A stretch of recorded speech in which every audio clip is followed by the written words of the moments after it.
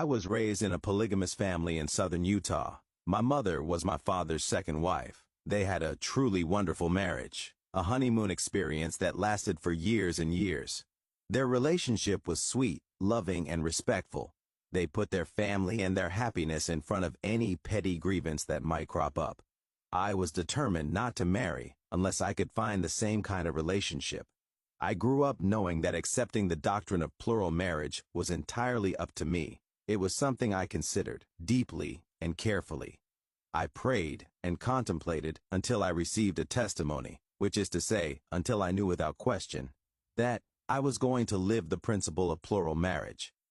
I got married at 21 to a fellow member of my faith. He was from a well-regarded family in our community. Despite the fact that my then-husband's family members were spiritual leaders, our marriage was not solid. We struggled right from the start. I was the first wife, but shortly after my son was born, I knew without a doubt that I wanted to have sister wives. Unfortunately, my marriage didn't last long enough to bring a second wife into our family. I tried my hardest to make the marriage work, both for our own sake and for the sake of the 3 children my ex-husband and I had together. But what started off as unstable disintegrated into something destructive. After 7.5 years of marriage, we separated. A year and a half later, we were divorced. Both my marriage and its collapse were incredibly difficult for me. I suffered a lot of pain and hardship.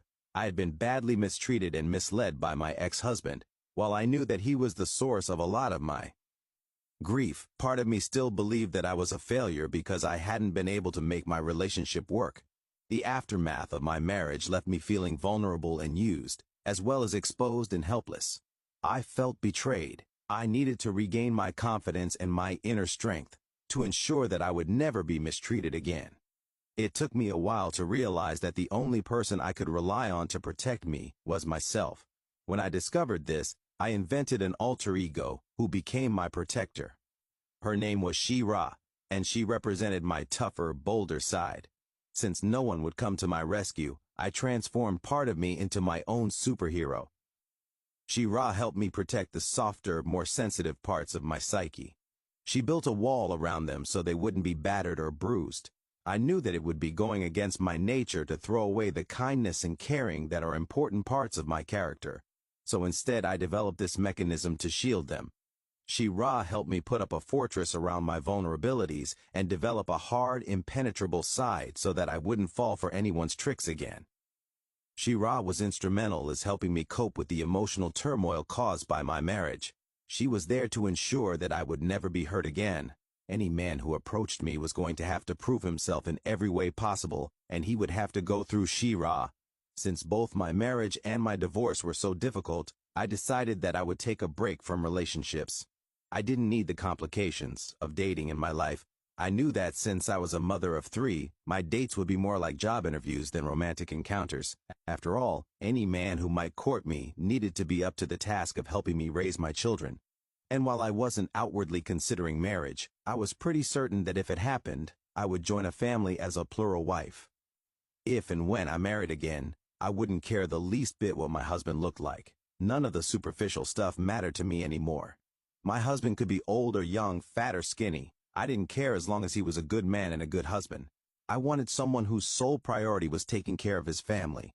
I knew that anyone who was interested in this job would have to demonstrate himself thoroughly and competently, as caring, unselfish, and strong. I wasn't taking any chances. But before I even contemplated marriage or courtship, I was determined to take time out for myself, repair my wounds, and look after my children. After my divorce was finalized and I was functioning as a single mom, I went to visit my cousin Reba in Lehi, Utah, which is 30 miles outside of Salt Lake. I hadn't been there in a while, and I was looking forward to a change of community. On Sunday, Reba and I went to church. While we were seated in the service, a man sitting in front of me with shaggy blonde hair caught my eye. The first thing I noticed about him was his eyes, which were ringed with laugh lines. I always love seeing laugh lines because they tell me that someone is happy. I watched him talk with the other members of the congregation. There was something peaceful and comforting about the way he conducted himself. He was smiling and laughing, at ease with himself and others. All of a sudden, he looked up and our eyes met. I'm not exaggerating when I say I felt as though I'd been shot through with a bolt of lightning. When this happened, I was stunned. I was embarrassed too, and looked down at my feet. Immediately, I was furious that I'd had any sort of response to this stranger. I was determined that no one should break through my hard exterior shell and play with my emotions. So before She-Ra could scold me, I quickly repaired the crack that had appeared in my armor. Sometime during the service, I had to walk past this man on my way to the bathroom. He was sitting with a group of women. In my bitterness at my own emotional vulnerability, I thought, he is probably an idiot. I dismissed the whole encounter entirely. A month later, I visited Reba again. On the afternoon I was getting ready to leave, she had a group of friends over at her house, while I was standing on her front lawn, packing the kids into the car to head home. The same man I'd locked eyes with in church drove up in a white convertible. There was a woman riding in the passenger seat. The man stopped the car and started talking to my cousin. It was like a party exploded out of that car. He was so dynamic and full of energy. Reba introduced me to Cody Brown and his wife Mary. I fought to suppress the memory of that electric sensation that I'd felt in church a month earlier. She-Ra was screaming at me from inside my head, warning me to not even look at Cody. It was difficult to ignore him. He was so animated and loud. But I did. I focused on Mary instead. She was sweet and engaging. Eventually, Cody noticed that I wasn't part of the small crowd that had gathered around him. So he turned to me and said, "And who is your husband?" "I don't have one," I said. Then he teased me about marrying me off to one of the guys sitting around on my cousin's lawn. I thought nothing of it as I drove off. I imagined that somewhere down the line I might become friends with Mary. But that was as far as my thinking went concerning the Browns. A few weeks later, my mother started bugging me about attending a church dance back in Lehigh. I had no interest in going. I was embarrassed about showing my face as a single woman again, a divorcee. After all, everybody knew my story. I had been married to the son of a very prominent family, so my dirty laundry was public knowledge. It made me uncomfortable. But my mother insisted that I get my scent out there. I agreed to go to the dance, but only to escort my brother and sister, who needed a social outlet. When I got to the dance, I felt like an idiot. But my mother was right, at least in part. I needed to put my face out there and show people that I wasn't ashamed. I was validated in the breakup of my marriage and had nothing to hide. At the dance, I ran into Mary. She immediately rushed over and started talking to me. She was so friendly and sweet. "Thank you so much for talking to me," I said. "I feel like such an idiot right now. It's so nice of you to think of me." After a while, Mary returned to Cody and their friends. When the second-to-last song of the night came on, Cody asked me to dance. I was shocked. I remember thinking that Mary must have taken pity on me and made her husband dance with me. I felt like a complete loser, but I let Cody have his pity dance, and I thought it was kind of Mary to send him over. When Cody and I started dancing, we were immediately at ease with each other. I felt relaxed around him. Cody was easy to talk to. Eventually, we stopped dancing and stood chatting in the middle of the dance floor. During that song and the next, we opened up to each other like it was the most natural thing in the world. I forgot about the dance, the hall, and all of the people around us. For 10 minutes, it felt as if Cody and I were the only people in the world. All of a sudden, Cody said, "Will you excuse me, please?" They were saying a prayer to finish the dance, and I hadn't even noticed. I'd completely lost track of time and place, escaped to an island together. I'd been so involved in our conversation that it was as if Cody and I had forgotten where we were. After the prayer, Cody and Mary came up to my sister and me and started talking.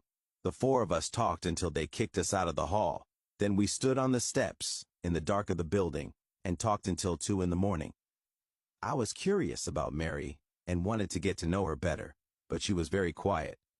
Cody kept engaging my sister in conversation about plural marriage. She was a first wife and was interested in living the principle, which intrigued Cody. My impression of Cody was that he was a nice, thoughtful, interesting man who liked conversation. After he and Mary left, my sister started teasing me, telling me that she was sure Cody liked me. I told her she had no idea what she was talking about.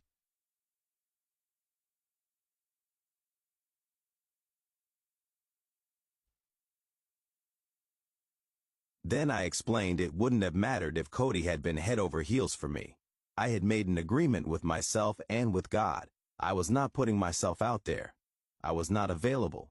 If God wanted me to marry someone, then he'd have to hit me over the head with it and give me irrefutable proof that this is what I was meant to do. In the meantime, I told my sister, I'm going to figure myself out and get my kids in a safe situation.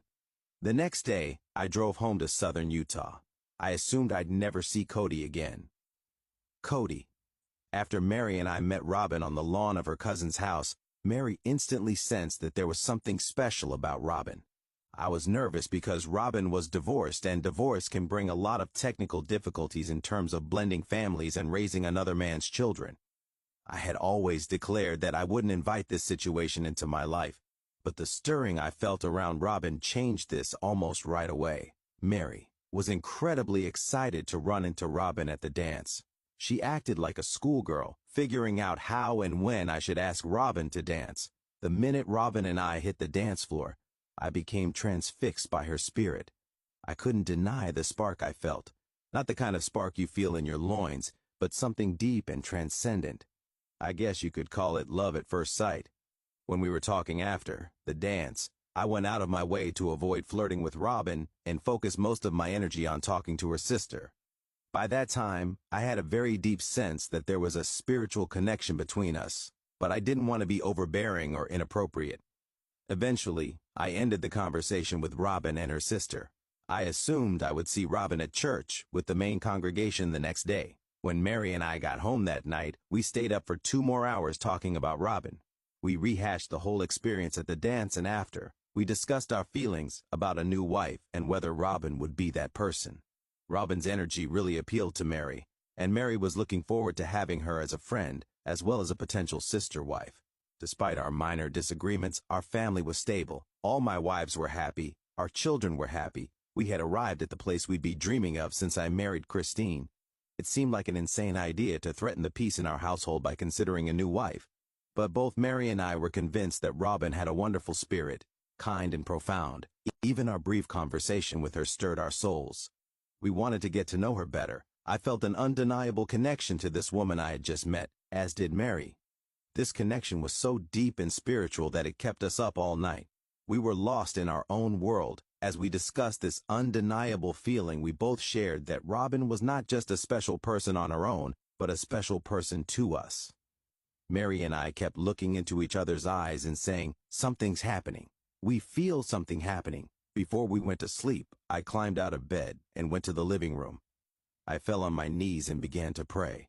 I told God that I felt a stirring, and that I wanted to know if this special woman I'd just met belonged in our family. When I got to church in the morning, Robin was nowhere to be found. I was crestfallen. I was certain that she was as interested in me as I was in her. It seemed impossible to me that she wouldn't have attended my congregation in the hopes of seeing me again. I was angry at myself. If I'd known that Robin wasn't going to be at church the next day, I would have never have been a gentleman and ended our conversation the previous evening. I would have insisted we all go out for pie and stay up as late as possible. During church, Mary texted me to ask if I'd seen Robin. I told her I hadn't. Mary was as disappointed as I was. After the service, I saw Robin's cousin Reba, who had introduced us in the first place. I was still a little giddy from the night before.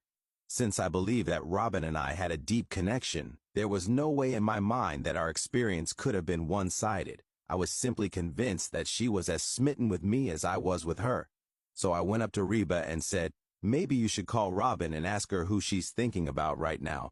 Reba looked baffled. A week later, Reba told Mary and me that she wanted to come over to our house to talk about what our intentions were regarding Robin. She was both curious and protective. Before Reba arrived at our house, Mary grew very emotional. She hugged me and said, "Cody, what if we're not right? What if she's not meant to be with us? What if we're wrong about the way we feel?" I explained to Mary that what I felt for Robin was undeniable. The spiritual and emotional connection was not going to be undone by any personal insecurities Mary and I may have had. I told her that this person, whom God had brought into our lives, was meant to be there. It only had to be ratified by Robin, her parents, and our church leaders. When Reba showed up, she was very direct. "I have to know what you two are thinking about Robin," she said. Mary and I exchanged glances and then explained that we'd both been bitten by the same love bug. We told her that our feelings concerning Robin were profound. We explained that we fully intended to look into getting to know Robin better if she was open to it. Reba got a little giddy. She loves Robin and she loves us. She was excited to see if our families were meant to be together. Robin. After my cousin talked to Cody and Mary, she called me and told me I needed to get down to Lehigh immediately. This was crazy, since Lehigh is 300 miles from where I lived. I told her she was out of her mind. I had zero intention of coming down and falling in line with her little plan. Robin, Reba said, this is a good family. They're very interested in you. There are a lot of positive things happening here. You need to come and meet all of them. All of them, I said. How many are there? Reba explained that Cody had 3 wives. 3, I said. I had already had my testimony that I was going to be part of a plural family. I knew that since I was a divorcee and I was older with kids, I wouldn't be a first wife again, but I'd never even entertained the possibility of being a 4th wife. The majority of men in our faith have 2 wives, fewer have 3 wives, and hardly any have 4. It's just too challenging. So when Reba told me Cody had 3 wives, I was a little taken aback. It seemed like a lot. Then she informed me that they'd been a family together for 16 years. It seemed inconceivable that I'd put myself in this situation. I told Reba, no way, I don't need these complications anyway, I can't trip the Ford. But Reba insisted and told me that she would pay for my gas. I still told her no, but I said I would think about it. For the next couple of days, I contemplated a lot. I asked God to give me a sign, even though I know He doesn't work that way. I played all these little games with myself, for instance, promising that if I saw the name Cody written anywhere, I'd take it as a sign that I should go. Eventually, I decided to ask my kids if they wanted to go on this trip, though I didn't explain that it wasn't just to see Reba. It was a long car trip, something they hated. I figured I'd be off the hook. I guess I was looking for an excuse not to go, but to my surprise, they said they wanted to, so I agreed. The whole trip to Lehigh, She-Ra was screaming at the top of her lungs, "Don't do this! Get your butt home, now!" I had to agree with her. I had no idea what I was doing. She yelled at me until I pulled into my cousin's driveway. I hadn't even gotten out of the car when Reba swooped down on me. "We're going to the Browns," she said. Cody. Reba let Mary and me know that she had talked Robin into coming to Lehigh. I was excited, and I wanted to put together a barbecue to welcome her. I still hadn't told Janelle about Robin. I had only seen Robin a handful of times, and I wasn't sure what sort of footing we were on. I wanted to make sure she was at least slightly open to the idea of a relationship with me before I broached the subject with my wives. Naturally, I would need their consent to court her. I approached Janelle first. I explained what had been going on with Mary, Robin, and me, and what my feelings were. When I finished talking, Janelle had a surreal experience. She was overcome with emotion. She put her hand over her chest and said, "Oh my goodness, there's something special about this. This is supposed to happen." Tears welled up in her eyes. She says she felt a burning in her bosom. It was an undeniable affirmation. I was moved by Janelle's reaction to my news. It made me giddy for Robin's arrival. I had told Christine about Robin the night after the dance. Christine expressed her disappointment that she hadn't stayed later to meet her. Christine is such a warm and inviting person. I knew that she would go out of her way to welcome Robin. Soon I had my wife's consent to get to know Robin. I found myself counting down the minutes until Robin turned up. I was smitten, and I was convinced that Robin felt the same way about me. I thought that when Robin arrived at my house, we'd be off to the races. No such luck. When Robin came up the stairs and saw me flipping burgers out on the grill, she barely even said hello. Robin. First, I had no idea what to expect when I turned up at the Browns. The I noticed was that there were 3 convertibles parked in the driveway. For some reason, I had the impression that they were trying to show off for me. "What is this? An episode of Cribs?" I asked Reba. Later on, to my horror, Reba repeated this to Cody in front of me and added, "Hey Cody, you want to make it 4 convertibles? I wanted to kill her when." I walked into the large house where all 3 wives had their own separate apartments. I was nervous and a little overwhelmed. My cousin was parading me around, which is not my style at all. Everybody was staring at me, especially Janelle and Christine, who'd never met me before. Luckily, Mary was friendly and sweet. In fact, She stuck by my side as if she were laying claim to our friendship. It was uncomfortable to have all these eyes on me. I kept wondering what I was doing there, in the middle of this family. After all, I am not the type of woman who chases married men. During the entire cookout, She-Ra was screaming, "Leave! Get out! Go! This is scary!" Cody says that he felt electricity between us that night, but I was working hard to prevent any connection. I would simply not allow myself to be open in any way. I put up my wall and I hid behind it. However, there was one moment when this wall crumpled completely. Janelle had left the cookout early and gone to bed because she had to drive to Wyoming the next morning to collect the older children, who were staying on their grandparents' ranch. Many of the younger kids were still running around the backyard. When Janelle said goodnight, Cody told her that he would put Savannah, their youngest child, to bed a little while later.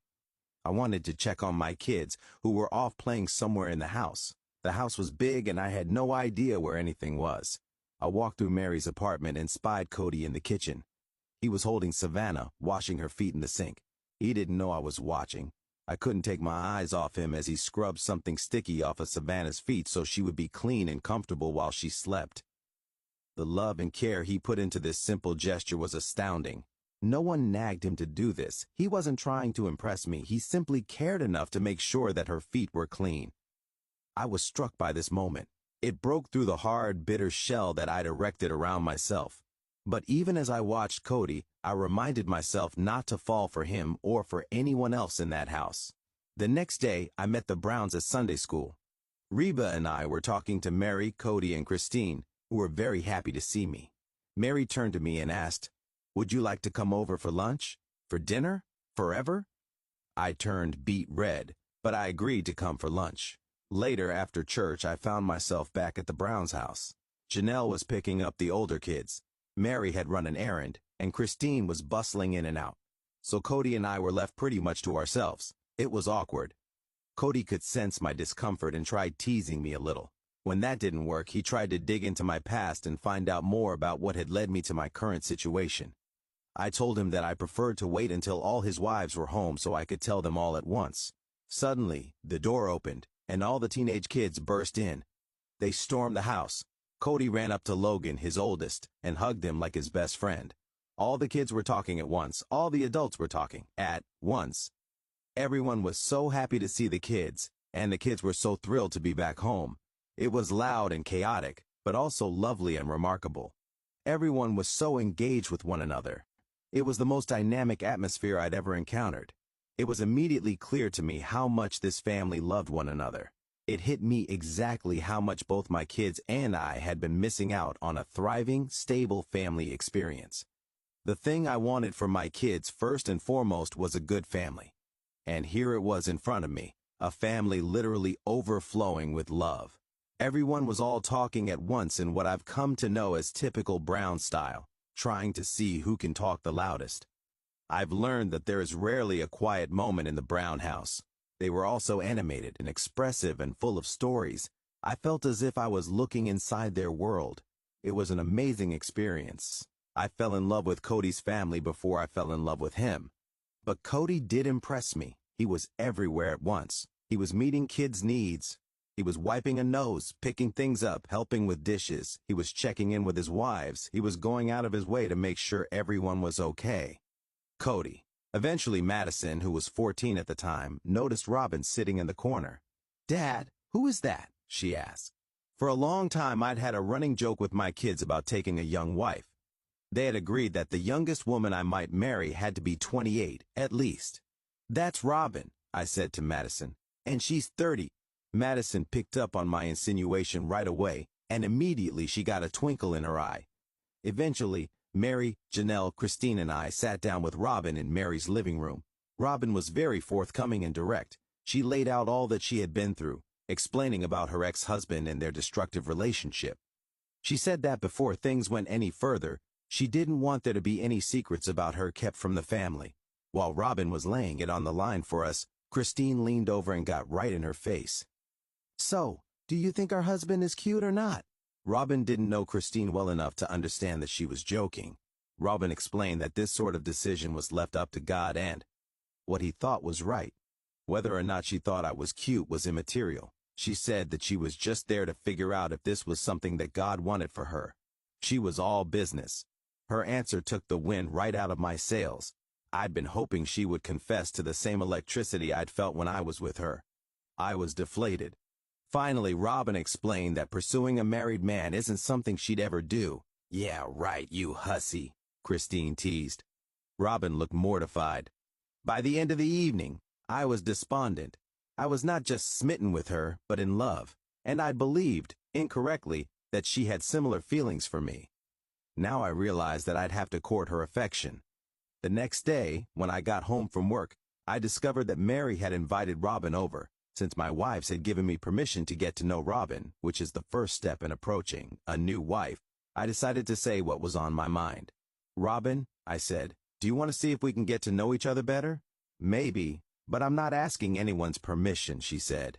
This meant she wasn't going to approach her father or the church leaders.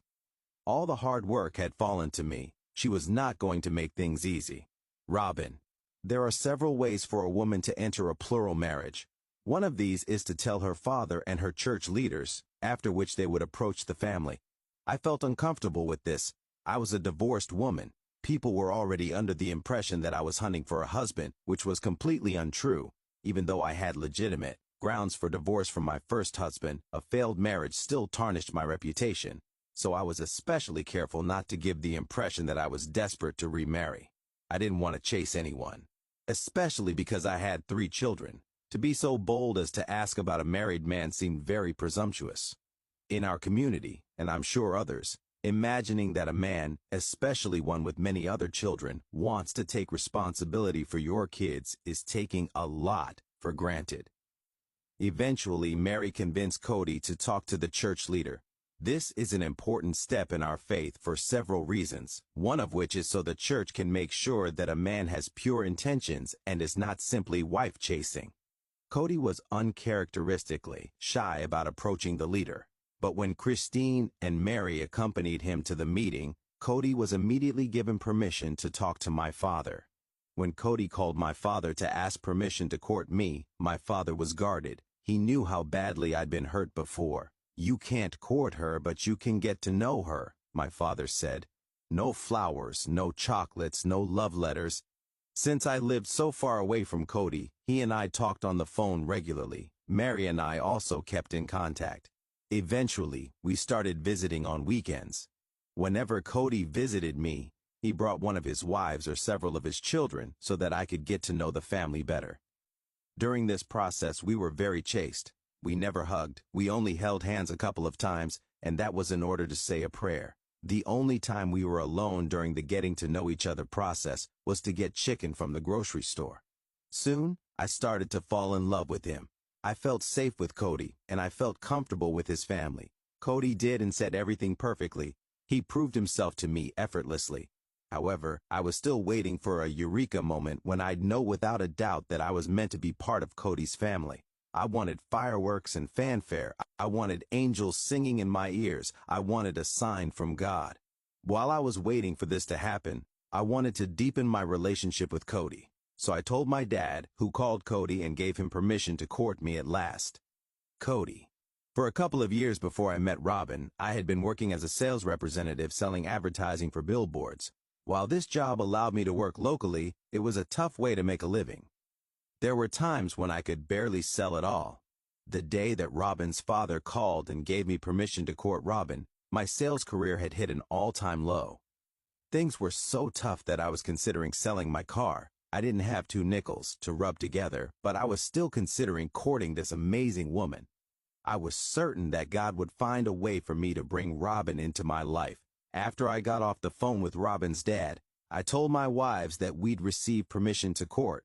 Luckily, Robin was visiting Lehigh at the time, so we could immediately go on a date. My wives were all excited for me. Each of them had received the answer that Robin was meant to be in our family. In fact, Christine had received a more intense spiritual witness that Robin should marry me than she had received about her own marriage. Together, we teased Robin mercilessly about the fact that we all knew her destiny. My wives and I were in what Robin called the knowing club, while Robin was still waiting for her answer. On our first date, over lunch, Robin and I confessed everything about ourselves to each other. Stretch, marks, smelly feet, bad habits. We wanted to get all the silly stuff out of the way. When we got back in the car, it had rained slightly and the sky was beautiful with sunlight pushing through the rain clouds. I looked over at Robin. "I love you," I said. I couldn't help myself. Saying those words was a relief, an absolutely cathartic experience. Robin. I may have loved Cody, but I wasn't saying it until I was 100% sure. Words can be cheap, and I wanted to be careful. Now that we were courting, Cody and I started visiting with each other without the company of his wives. It was time to get to know each other better. I didn't want to be rushed into a marriage and family that was still unfamiliar. I know some people in our faith want a quick courtship and engagement, but I needed to build a better foundation. I didn't want to go to my wedding day and wedding bed with someone who was a relative stranger. In addition to God's testimony, I wanted a romantic love. Some of my sister wives were more interested in the sisterhood than in the husband, but perhaps since I'd been married before, I knew that I needed a man whom I loved, trusted, cherished, and adored. I also knew that asking for and receiving all these things is hard.